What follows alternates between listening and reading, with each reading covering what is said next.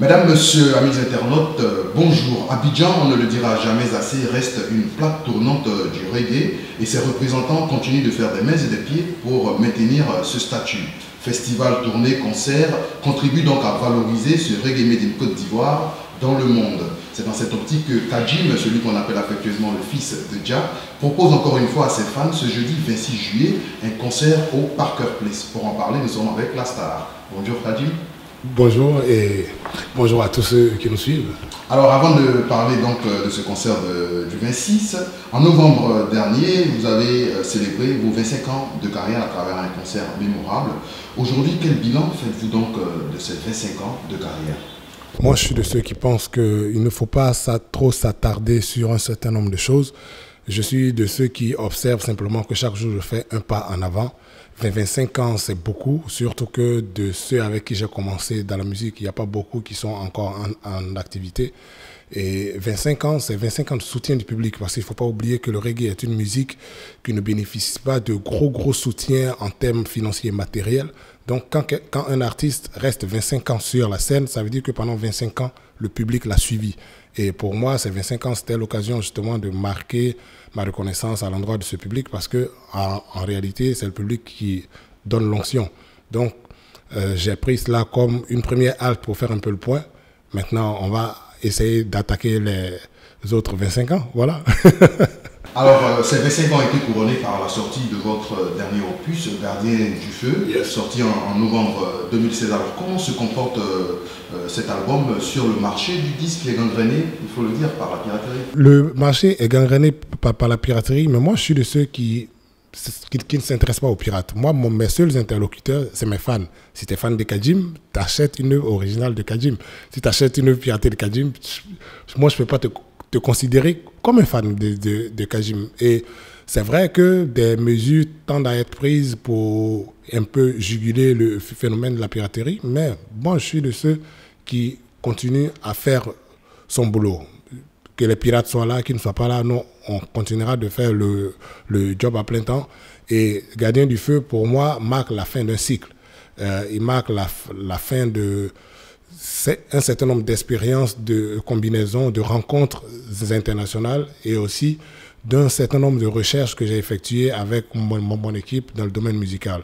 Je pense que sur les prochains albums, les gens se rendront compte de l'envergure qu'on a pu prendre et puis ils se rendront compte que chaque jour, on travaille à leur proposer un meilleur reggae, un reggae plus africain, un reggae plus ivoirien parce qu'on ne peut pas être on ne peut pas être mieux que ce que nous sommes.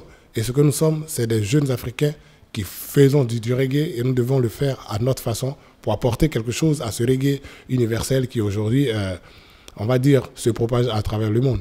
On a parlé tout à l'heure des vrais fans. Vous avez décidé d'aller à la rencontre de ces fans à l'intérieur du pays depuis environ quelques mois. Oui. Alors, comment se passe cette tournée qui continue d'ailleurs? C'est incroyable de retrouver le public à l'intérieur du pays parce que sans ce genre de date, il serait impossible de rencontrer un certain nombre de fans. La plupart des spectacles se passent à Abidjan ou à l'international. À l'intérieur du pays, il y a très peu de véritables spectacles. Et cette tournée, moi, m'a permis de renouer vraiment le contact avec la base, avec les fans de la première heure, et puis avec des gens tout simples. Quand tu t'arrêtes dans une ville et que les vendeuses du marché viennent te voir pour te dire qu'elles aiment tes chansons, viennent t'encourager, je pense que ça donne un sens, ça donne un sens à ce que tu fais. Et puis, d'aller à l'intérieur aussi permet de rencontrer un certain nombre de réalités comme des causes sociales et humanitaires au niveau local, parce qu'à Abidjan, il y a des choses, mais à l'intérieur, il y a encore d'autres difficultés. Donc, pour moi, cette tournée, c'est une sorte de bain de jouvence. Depuis que je l'ai commencé, je me sens de plus en plus fort, je me sens de plus en plus nourri de toutes ces énergies de personnes que je rencontre. Kajim, le Parker Place, c'est une histoire d'amour. Est-ce qu'on peut en savoir davantage sur ce partenariat qui dure depuis? Non, mais est-ce qu'on peut parler même d'histoire d'amour? On va dire que si le Parker Place n'avait pas existé, il aurait fallu le créer. Pas parce que pendant des années, tous les fans de musique reggae se demandaient quand est-ce qu'on allait avoir notre endroit, notre temple. Et le Parker Place, contrairement à ce que certains pensent, ce n'est pas qu'un club de musique. Le Parker Place est très engagé en matière d'éducation, en matière, on va dire quoi, de formation des jeunes.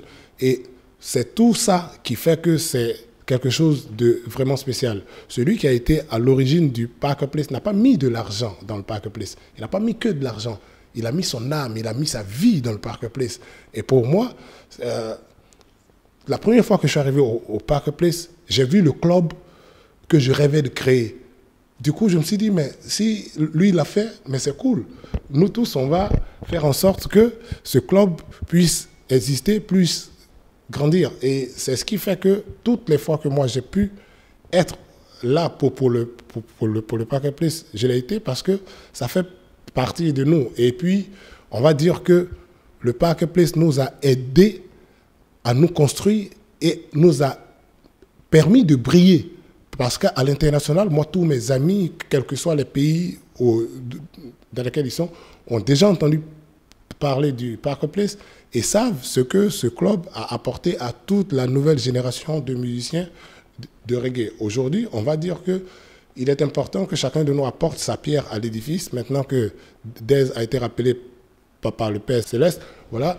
Mais il est important que chacun apporte sa pierre et il est important que chacun continue à faire en sorte, dans ses créations, dans ses productions, dans sa participation même à la vie du Parker, à faire en sorte que ce club continue de vivre et continue de nourrir la nouvelle génération qui arrive. Parce que c'est de ça qu'il est question. Il est question de continuer à apporter les bonnes vibes du reggae, les bonnes valeurs, parce que c'est de ça qu'il est question quand on parle de Parker Place. On s'amuse, mais on s'amuse en éduquant. C'est en cela qu'on salue, on encourage la nouvelle équipe qui continue de faire vivre ce projet. Tous ceux qui viendront pour aider le Parker à grandir, nous trouverons avec eux parce que c'est ça le seul but que nous devons tous avoir quand il s'agit du Parker Place. Aider le club à exister et à grandir.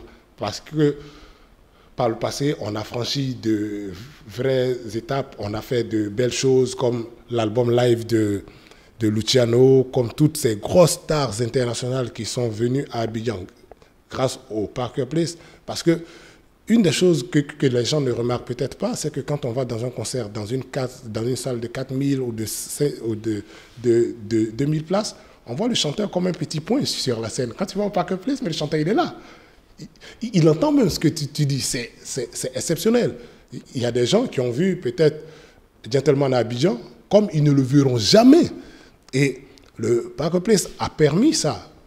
Voir Gentleman sur scène pour 3000 francs CFA, bon, quand tu vois la qualité de l'artiste, la qualité de la prestation, et tu vois le coût modique qui est fait pour les tickets, ça veut dire que ce n'est pas le gain financier qui est le but final de ce club. Parce qu'il y a une vraie volonté de diffuser la musique reggae, il y a une vraie volonté de donner un certain nombre de valeurs à la jeunesse friande de reggae music. Mesdames, Messieurs, amis internautes, on vous invite donc à venir découvrir ou redécouvrir le Parker Place ce jeudi 26 juillet où Kajim est en attraction avec le Kingston Gangsta. Quoi de neuf pour ce nouveau concert? Ah, mais il faut venir voir. Je sais qu'il y a beaucoup de gens qui m'ont déjà vu au Parker Place, mais avec les Wise Men, là, il y a une nouvelle composition pour le... Parce que je tourne depuis un bout de temps avec les Kingston Gangsta, donc on va dire que fatalement, voilà, il était important que ça continue. Ça nous permet de montrer au public qui va se déplacer le show qu'on donne à tous ceux qui nous voient à travers le pays. Et le Kingston Gangsta est un groupe avec lequel je collabore depuis un bout de temps. Aujourd'hui, je pense que l'occasion nous est donnée, à travers ce show de ce jeudi 26 au Parker Place, de montrer de quoi la combinaison Kajim Kingston Gangsta, voilà, résonne. Et puis, je pense que ça va être un bien bon show là, vu que j'ai vu que tout le monde était motivé et que voilà, les fans aussi étaient chauds, quoi. 25 ans de carrière, c'est quand même beaucoup de titres. Combien de temps va durer ce concert et combien de titres seront proposés aux fans? On va pas faire comme à l'ancienne et dire que c'est de 21h à l'aube, mais bon, on va essayer de jouer au maximum et de donner le maximum de plaisir à ceux qui se déplaceront. La chose sur laquelle on insiste, c'est que le public vienne à l'heure. On a dit 21h, si le public est là, on va essayer de commencer à l'heure, de faire en sorte que les gens puissent s'amuser et rentrer chez eux tranquillement, vu que le lendemain, c'est un jour ouvrable. Jeudi 26 juillet à 21h, donc Kadim vous donne encore une fois rendez-vous au Parker Place pour un concert inédit, accompagné du band Kingston Gangsta avec qui il tourne depuis un moment. Alors Kadim, nous sommes à la fin de notre entretien. Un dernier message à tous les internautes qui nous suivent à travers le monde. Moi, tout ce que j'aimerais dire, c'est que si tu aimes ce qu'on fait, si tu es fan de reggae music et si tu veux contribuer efficacement à l'avancée de la musique, viens ce jeudi au Parker Place parce que ça va être un grand moment de partage, ça va être un grand moment de rencontre. Nous, on est prêts, on espère que vous aussi. Venez à Mayo parce que je pense que ça va être chaud. Avec votre permission, Kadim, on conclut cette interview. Gardien du feu, ils nous voient comme une menace, car nous sommes programmés pour la première place. Choqués de nous voir installés en première classe, ou sirotant sous bonnement une terrasse. Oh, pendant que l'on bosse, je les vois qui se terrassent. Pendant que... Demain, viens voir la suite, moi. C'est comme ça que ça se passe.